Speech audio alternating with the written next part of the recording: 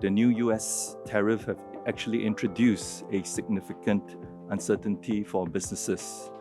Many are actually adopting a wait-and-see attitude. They are either postponing their investments and expansion plans, and they are waiting for more clarity on the scope, the enforcement and exemptions coming from the US.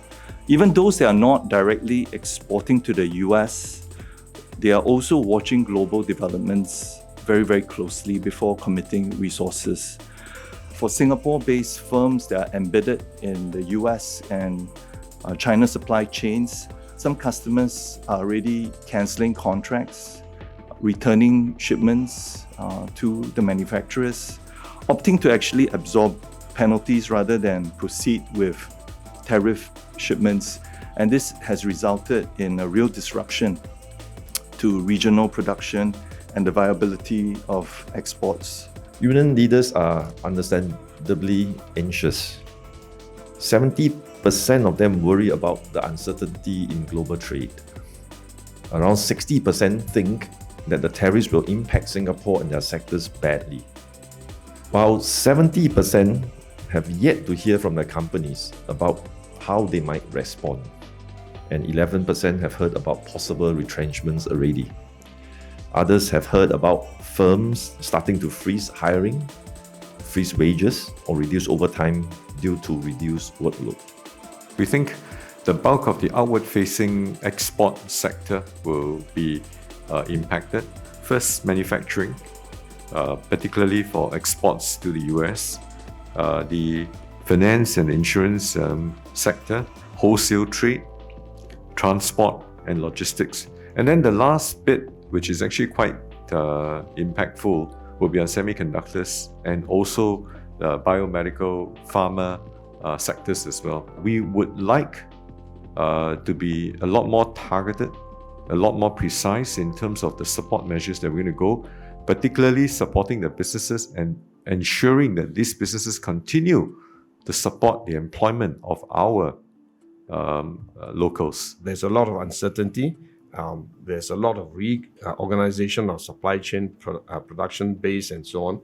I think we will need to see how the whole landscape evolves, and that's the reason why we set up this task force to keep an eye on the development, to make sense of what's happening, and to share this information in the first instance with our businesses, our workers, so that they are prepared and they can remain nimble, so that they can make the necessary adjustment and adaptation. Certainly, we are into election season, and all of us here who are standing for elections have to focus on winning the mandate of our voters.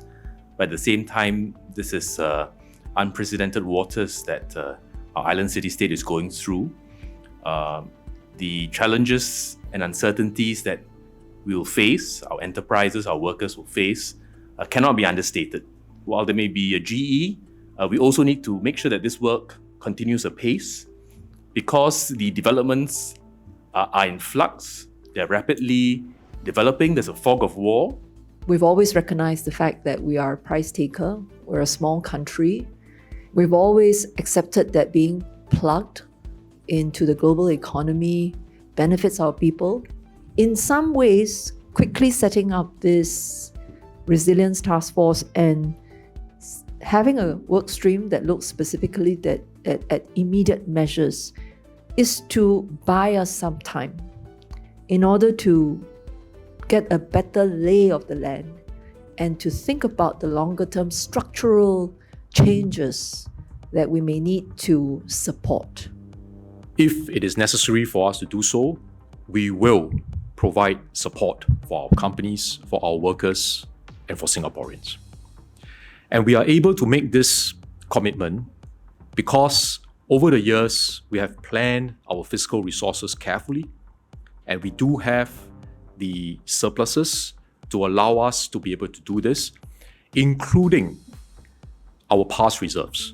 I think what will give our businesses, our workers, and Singaporeans the confidence is that should the need arise, we have the past reserves to be able to shore us up, to be able to back us up, and to be able to give confidence to Singaporeans and also to overseas investors that we do have the resources to do what we intend to do to get through this crisis together.